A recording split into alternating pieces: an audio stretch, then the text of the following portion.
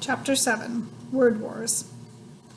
School was the perfect place to launch a new word, and since this was a major historical event, Nick wanted it to begin in exactly the right class, 7th period language arts.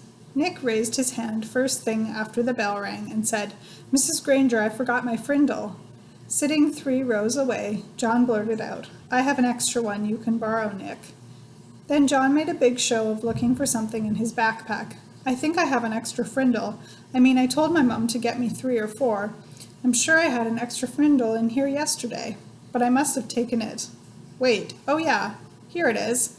And then John made a big show of throwing it over to Nick, and Nick missed it on purpose. Then he made a big show of finding it.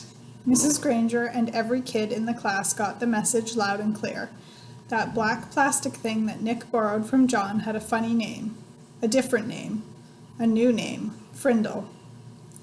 There was a lot of giggling, but Mrs. Granger turned up the power in her eyes and swept the room into silence, and the rest of the class went by according to plan, her plan.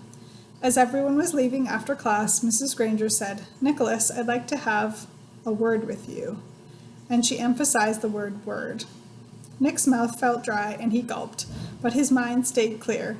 He walked up to her desk. "Yes, Mrs. Granger? It's a funny idea, Nicholas, but I will not have my class disrupted again. Is that clear?" Her eyes were lit up, but it was mostly light, not much heat. "Idea?